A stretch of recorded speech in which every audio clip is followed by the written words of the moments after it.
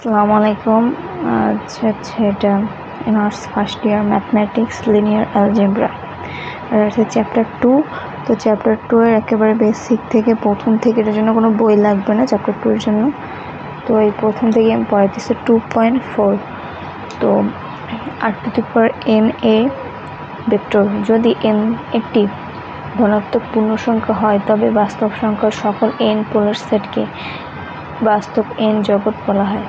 এটা তো বোঝাই যেতেছে যদি ধনাত্মক পূর্ণ সংখ্যা +-1 2 এরকম হয় তবে বাস্তব সংখ্যার সকল n পোলার সেটকে মানে হচ্ছে n সংখ্যক পোল n সংখ্যক সেটটাকে বাস্তব n জগৎ বলা হয়, মানে বাস্তব জগৎটা বলা হয়।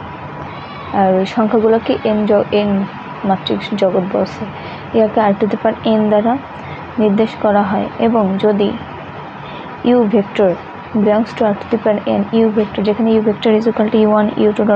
n হয় তবে u ভেক্টরের এই উপাদানগুলো যদি belongs to r⁴n আর হচ্ছে রিয়েল নাম্বার n সংখ্যক রিয়েল নাম্বার, এই এই সংখ্যাগুলো সব যদি রিয়েল নাম্বারের মধ্যে পড়ে তবে u কে r⁴n এর n মাত্রিক ভেক্টর জগৎ বলা হয়। তো ভেক্টর জগৎটা বুঝলাম, ভেক্টর n মাত্রিক ভেক্টর বলা হয়, ভেক্টর জগৎ না ভেক্টর বলা হয়। তো 2.17 r⁴n এর ডট বা অন্তঃগুণন। ধরি u v ভেক্টর, এইটা হচ্ছে ভেক্টর চিহ্ন নিচে belongs to r⁴n যেখানে u vector equal to u1 u2 ... un এবং v vector is equal to v1 v2 ... vn, তাহা হইলে u ভেক্টর এবং v ভেক্টর এর ডট বা অন্তঃগুণন u ডট v দ্বারা সূচিত হয় এবং নিম্নভাবে সংজ্ঞায়িত। u ডট v এখানে ডট গুণফল, তো এটা হচ্ছে এটা ডট বা অন্তঃগুণন। অন্ত মানে কি? কাছাকাছি গুণন। তো এটা তো বোঝাই যেতেছে u v u plus u u2 v2 plus un vn পর্যন্ত। এইখানে ভেক্টর চিহ্ন হবে না, শুধু u v ভেক্টর। তো u v ভেক্টর উপাদানে দেখো u ভেক্টর উপাদানে কোনো ভেক্টর চিহ্ন নাই। তো u ভেক্টর এটা ভেক্টরের মধ্যে উপাদানের কোনো ভেক্টর চিহ্ন নাই, কিন্তু যেটা ভেক্টর u ভেক্টর এটা ভেক্টর চিহ্ন থাকবে মাস্ট। তারপর হচ্ছে 2.26 r⁴n এ দুইটি ভেক্টর মধ্যে দূরত্ব। ধরি u v vector belongs to r⁴n যেখানে u ভেক্টর equal to এটা u1 u2 ... un এবং v vector equal to v1 v2 ...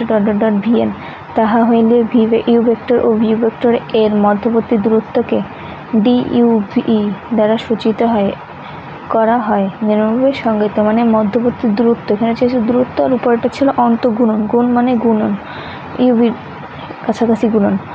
আর এখানে যেহেতু চাইছে যে এই দুটি ভেক্টরের মধ্যে দূরত্ব, তো দূরত্বের ক্ষেত্রে d ইউজ করা হয়েছে, du ডট v। তো এটা হচ্ছে দূরত্ব d আর দুটি ভেক্টর, এই দুইটা vector u vector v vector.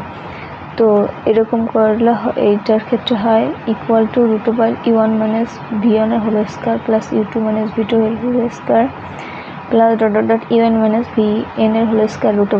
এটা হচ্ছে মনে রাখার জন্য। দূরত্বকে d মানে √u v এর বিয়োগফলের, যেহেতু দূরত্ব মাঝখানের দূরত্বের ক্ষেত্রে অবশ্যই মাইনাস চিহ্ন হয়, যেন একটা থেকে আরেকটা মাইনাস করলে যে দূরত্বটা পাওয়া যায়, সেরকমভাবে তার স্কোয়ারের বর্গ করছে। মানে হচ্ছে মূলত হচ্ছে u1 - v1, তো স্কোয়ার আর বর্গ তো কাটাকাটি যায়, কিন্তু এখানে এই ক্ষেত্রে দুইটাই লাগবে কারণ এটা সূত্র। ওকে, আবার যদি প্রথমে v আসে পরে u আসে, সেক্ষেত্রে v1 - u1 এর স্কোয়ার এরকম হবে। এই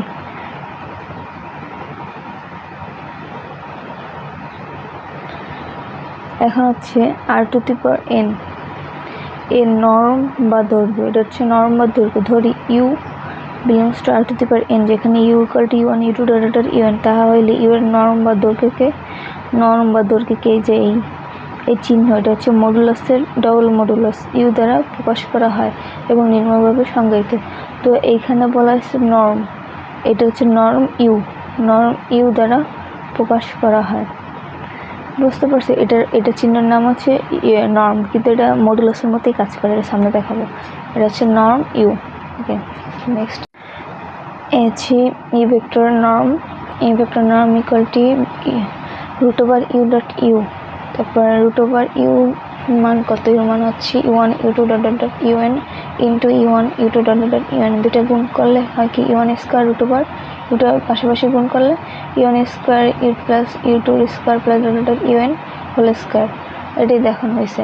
তারপর এক্সাম্পল 8টা দেখবো।